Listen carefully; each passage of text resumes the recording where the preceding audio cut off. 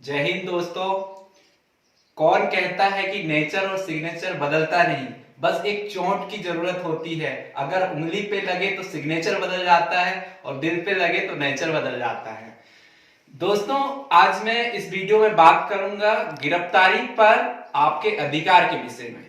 Police का responsibility और liability और ड्यूटीज है कि वो आपके मानव अधिकार संरक्षण प्रदान करे, आपकी संपत्ति की रक्षा करे, एक ह्यूमन के राइट्स का संरक्षण करे। ये पुलिस की ड्यूटी है। पर पता नहीं आप पुलिस से डरते क्यों है? क्योंकि आपको कानून की जानकारी नहीं पता होती है। तो ये वीडियो आपके लिए बहुत हेल्पफुल है। अगर आप कानून की जानकारी चाहते हैं, आप नागरिक हैं, आम नागरिक है या विधि के स्टूडेंट है या वकील है, कोई भी हो, सभी को कानून की जानकारी जानना बेहद ही जरूरी है। आपके जीवन में बहुत काम आने वाली उपयोगी चीजें हैं। तो क्या हुआ कि एक केस है कि पुलिस जब गिरफ्तार करती है तो आपको पता होना चाहिए कि पुलिस किस लिए गिरफ्तार कर रही हो। आपको ये लाइबिलिटी है, आप पूछ सकते हो कि मुझे क्यों गिरफ्तार किया जा रहा है। या अगर वारंट लेके आती है पुलिस तो आपको वारंट में दिखेगा आपका नाम, पता, ठीक है, सारा विवरण होता है, कौन कौन सी धाराएं हैं और साइन सिग्नेचर सब कुछ होता है कोर्ट का।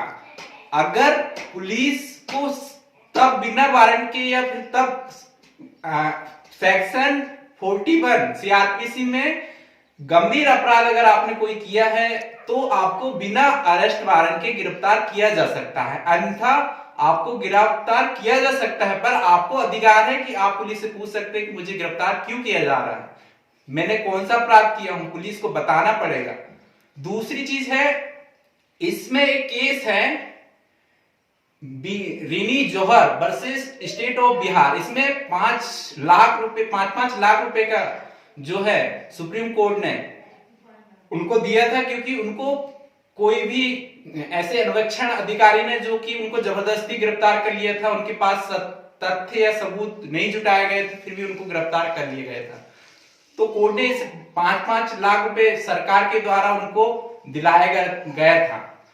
दूसरी चीज ये है कि जब पुलिस गिरफ्तार करने आती है तो वो आपका अरेस्ट मेमो बनाती है। अरेस्ट मेमो होता क्या है? एक पत्र होता है जिसमें वो लिखती है कि किस टाइम किस व्यक्ति को किस जगह थे किस किस लोगों के सामने गिरफ्तार किया गया, किसने गिरफ्तार किया, उस पुलिस जो अधिकारी है या फिर जो भी व्यक्ति है उसका नाम, साइन, सिग्नेचर सब कुछ एक अरेस्ट मेमो में होता है। लेकिन आमतौर पर पुलिस जो है अरेस्ट मेमो को थाने पर तैयार करती है, जो कि गलत है। आप उनसे बोल सकते हो कि आप अगर मुझे गिरफ्तार कर रहे हो तो मेरा अरेस्ट मेमो जो है यहीं पे बनाया जाए, ताकि मुझे भी पता चले कि अरेस्ट मेमो में आपने क्या चीज लिखा है।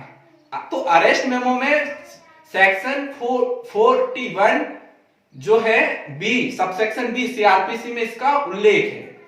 तीसरी चीज ये है, पुलिस की ड्यूटी है कि वो आपको बताए कि आपने कौन सा अपराध किया है। आपको अधिकार पूछने का कि आपने संज्ञेय अपराध किया है या असंज्ञेय अपराध किया है, या जमानती अपराध किया है या अजमानती अपराध किया है। ये भी आपको पुलिस बताएगी, क्योंकि उसकी रिस्पॉन्सिबिलिटी है, आपको बताना पड़ेगा। चौथी चीज है कि वकील से मिलने का अधिकार। आपने देखा होगा फिल्मों में कि बड़े बड़े सेलिब्रिटी और बड़े बड़े लोग जो है कि बोलते हैं कि मैं तभी कुछ बता पाऊंगा जब मैं अपने वकील के द्वारा सलाह लूंगा। तो सेक्शन 41 सबसेक्शन डी सीआरपीसी में वकील से मिलने या विधि अभिव्यक्ता से मिलने का अधिकार जो है प्रत्येक नागरिक को है, ठीक है, जिसके द्वारा वो अपने वकील के थ्रू सारी चीज को शेयर करके और बयान दे सकता है। और एक रिस्पॉन्सिबिलिटी नंबर 5वां पॉइंट ये है कि परिवार को सूचना। अगर आपको गिरफ्तार किया गया है तो आपके परिवार को 12 घंटे के अंदर परिवार के मित्र, रिश्तेदार, किसी को भी ये सूचना जो आप बोलोगे उसको सूचना देने का अधिकार पुलिस का है। अगर पुलिस सूचित नहीं करती है तो इसके खिलाफ आप कंप्लेंट कर सकते हो, ठीक है। तो सूचना का भी अधिकार है। और 5वां पॉइंट ये है कि 24 घंटे के भीतर मजिस्ट्रेट के सामने प्रस्तुत करना। आपने अगर क्राइम की है तो आपको 24 घंटे के अंदर मजिस्ट्रेट के समक्ष प्रस्तुत करना ही पड़ेगा, चाहे छुट्टी रहे, कुछ भी रहे, आपको घर मजिस्ट्रेट के घर में प्रेजेंट करना पड़ेगा। अगर मजिस्ट्रेट नहीं है तो आप दूसरी जगह दूसरे मजिस्ट्रेट के पास करोगे, पर जो नियरेस्ट मजिस्ट्रेट है उसके 24 घंटे के अंदर आपको उस गिरफ्तार किए व्यक्ति को उसको समक्ष प्रस्तुत करना, ये आपकी ड्यूटीज है।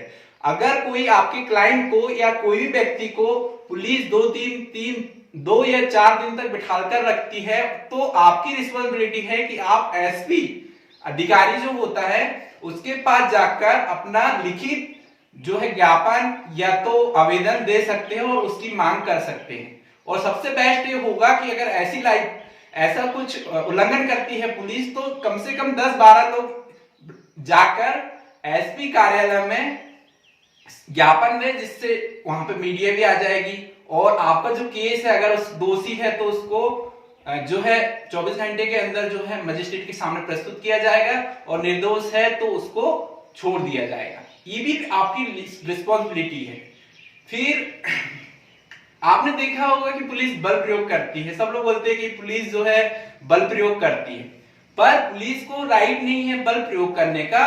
राइट्स है सिर्फ सेक्शन 46 और सेक्शन 49 सीआरपीसी में राइट है, जिसमें ये बताया गया है सेक्शन 46 में कि अगर कोई पुलिस किसी को रोकने के लिए, किसी को पकड़ने के लिए, ठीक है, कोई बड़ा अपराधी है उसको पकड़ने के लिए अगर इस बल का प्रयोग कर सकती है, अन्यथा उसको बल का प्रयोग करने के लिए मतलब प्रतिबंधित है, नहीं कर सकती। लेकिन ऐसी कंडीशन में बल का प्रयोग जो है वो कर सकती है।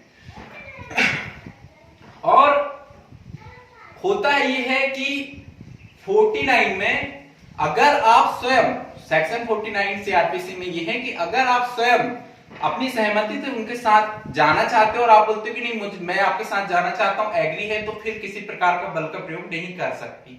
ये भी आपकी अधिकार है, ठीक है। और नंबर 7 में ये है कि सीआरपीसी की जो है 53 धारा, जिसमें पुलिस आपका मेडिकल कराएगी।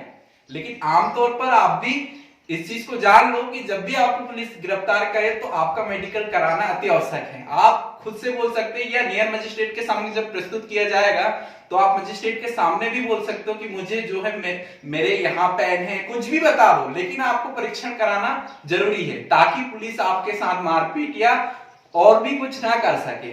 और अगर ऐसा कुछ करता है, अगर आपने संज्ञेय अपराध किए, हत्या की है, तो आपकी हत्या की है या किसी को मारा है, मारपीट की है, कुछ किए है, तो ऐसी कंडीशन में पुलिस की रेप जैसी कंडीशन में पुलिस का ये दायित्व है कि वो आपका मेडिकल जरूर कराए।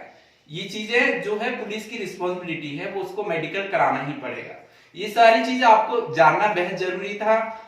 अगर आपको इस वीडियो बहुत अच्छा लगा तो आप इसको शेयर करें ताकि ये जानकारी अधिक से अधिक लोगों तक पहुंचे। कमेंट्स करें और कोयन पीके सर का चैनल को सब्सक्राइब करें। और मैं आपको जानकारी के लिए बता दूं कि अगर कोई महिला अपराधी है जिसको अगर गिरफ्तार करने का पावर जो है महिला ही अधिकारी को होता है, जो कि अगर सूर्य अस्त से लेके सूर्य निकलने तक महिला अपराधी को गिरफ्तार नहीं किया जा सकता है जब तक कि वहां किसी भी मजिस्ट्रेट के द्वारा उसकी सहमति ना दे दी जाए।